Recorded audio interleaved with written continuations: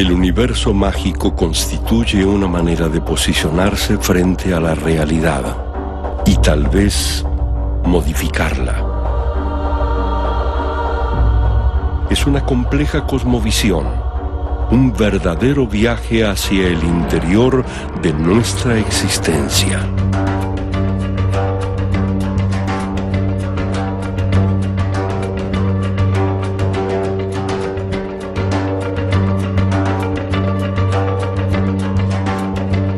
Magia.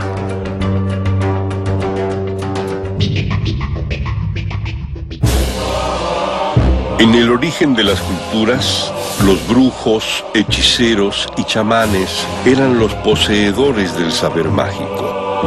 Muchos pueblos incorporaron estos saberes a sus ritos y creencias, transformándolos. Pero en las regiones más aisladas del planeta, hay quienes poseen aún los conocimientos de magia chamánica intactos. Chamanismo. El poder de la naturaleza.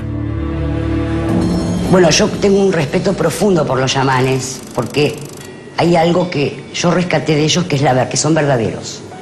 Yo, en este momento de mi vida, muy pretenciosamente, lo único que quiero es que lo que sea verdadero, no perfecto. Cosa que nos falta. O sea, la gente quiere soluciones rápidas, la gente quiere, bueno, sobre todo con esta nueva era, donde todos hacemos todo rápido y si haces esto lográs aquello. Y es mentira. O sea, yo creo que puedo decirlo porque yo venía de 30 años de práctica mágica, desde umbanda, quimbanda, budismo, llama, todo lo que vos quieras. Lo probé, lo encontré y no me sirvió. Pero no era que no me servían ellos. Yo estaba perdida. Entonces, si nosotros, cuando estamos perdidos en un bosque, dicen los chamanes, no te quedas quieto, no te encuentra nadie. Entonces yo me detuve, esperé la muerte y dije, acá me quedo. Y ahí me encontraron. En este caso me encontró un chamán, pero me podía haber encontrado cualquier otro. Chamanismo celta. The path of paganism that I follow over the years has been, like I said, an enlightened journey. But I'm basically shamanic. I practice alone, although I do take elements of other belief structures, and I will attend Wiccan ritual and gatherings, the same as I will attend Druid gatherings, or grovings I should say. But you have to incorporate the paths that you feel comfortable in. If you are comfortable eating meat, you can eat meat. There's nothing to say you must be vegetarian. The energy and the power that I raise is not for me, it's for the planet. I take it through me as a vessel and I will give it back in.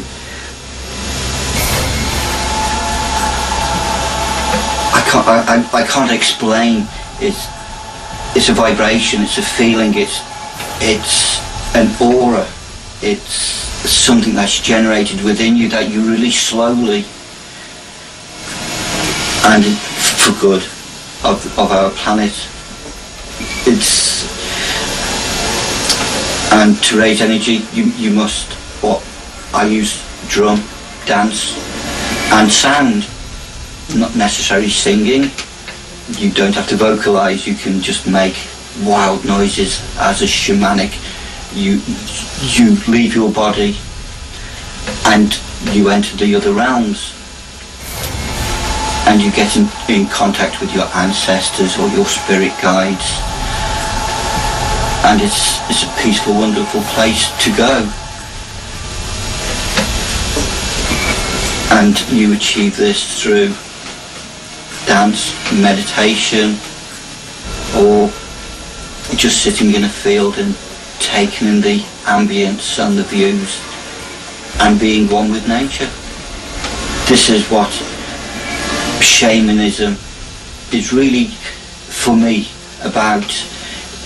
It's being close with Mother Earth that gives us everything without the Mother Earth, without the planet, we wouldn't be here, and nobody else would. Los chamanes sostienen que todo lo que existe sobre la Tierra, plantas, animales, ríos, montañas, bosques, tienen su propia alma, su propia vida.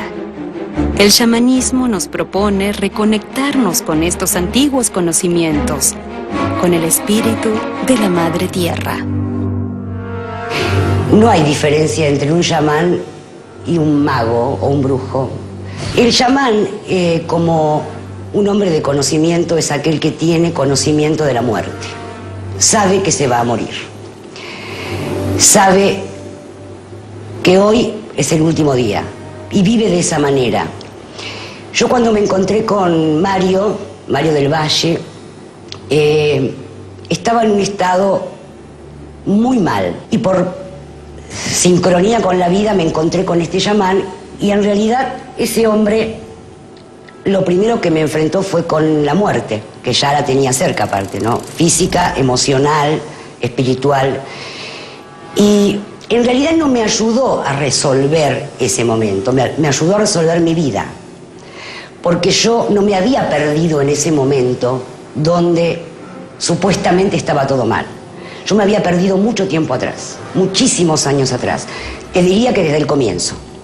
Entonces, él me ayudó a armar un mapa de mi vida verdadero, que no es el que yo tenía, que eran atajos de una ruta que me llevó a ese punto.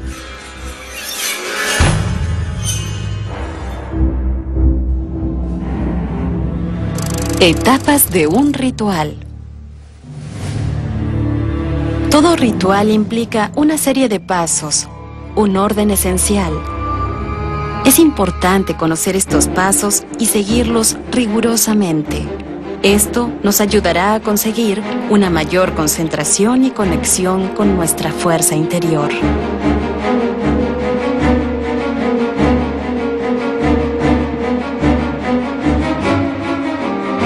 Una vez terminadas las etapas de preparación y limpieza, estamos en condiciones de efectuar nuestro pedido.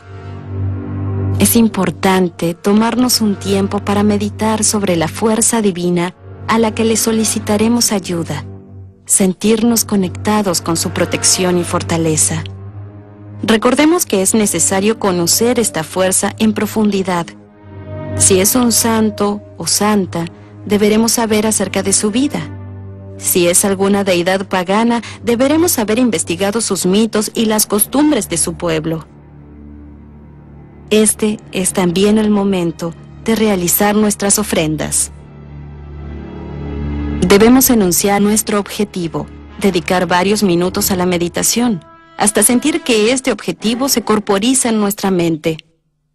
La invocación a la deidad terminará cuando sintamos internamente que el acto mágico se ha realizado.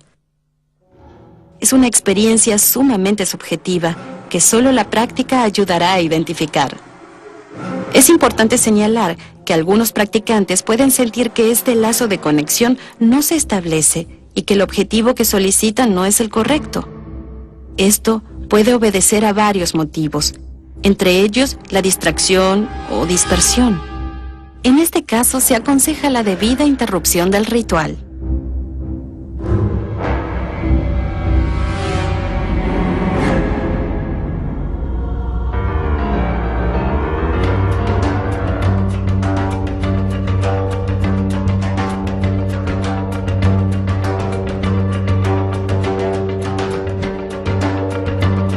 Magia. Magia.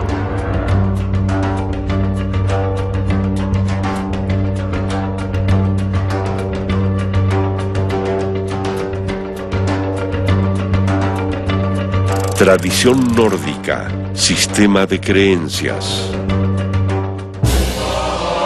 La tradición nórdica ha sido asociada muchas veces a las violentas invasiones de los guerreros vikingos durante la Edad Media. Pero ¿qué tienen para decirnos hoy los verdaderos seguidores de esta tradición?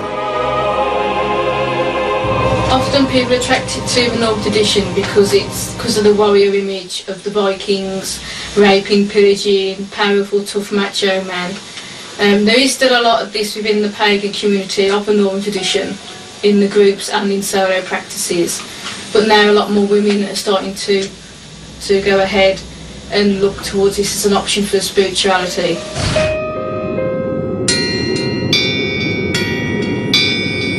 Women have been put off in the past for Northern tradition because of this boys drinking clubs image that it's been given, as well as the extremist connection sometimes to right-wing Nazi neo parties, but also give it a bad image.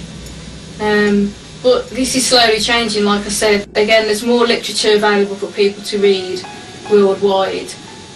Several authors, and female good authors, that explain about the magical side as well as the ritualistic side. Magically, it's not a requirement of following a Northern tradition. It's an extra that someone can do personally on their own back, basically. I personally do practice magic, but not every day, so we're not actually casting spells every day for mundane reasons. It's mainly when there's a need, or within yourself, your own life, or within the community life. There's often a misconception as well regarding most pagan paths is that we're all witches. Witches are depicted as old women, haggard, but that image is mainly from the wise woman image of the past, which Christianity has demonised. The main deities I personally deal with or use magically are Odin, Freya, and Thor, and Loki, and Ea. Ea is a lesser known goddess, who is to do with healing and magical side for women's powers and the moon. The sun and the moon in the Northern tradition is often very confusing if somebody's explored Wicca first, because they're seen as male and female. However, in the Northern tradition, it's the opposite. The sun is female and the moon is male, which a lot of people in the pagan world find hard to understand. But I'd say this is the main difference between Northern tradition and Wicca, which is the newer pagan movement, which most people have heard of. And it's established in the 50s originally. A lot of people are confused with Wicca, that it is an ancient practice. It's not, it's fairly modern. Modern paganism needs to adapt, just as orthodox religions need to in this modern time. We use the historical reference as a benchmark and we build on that.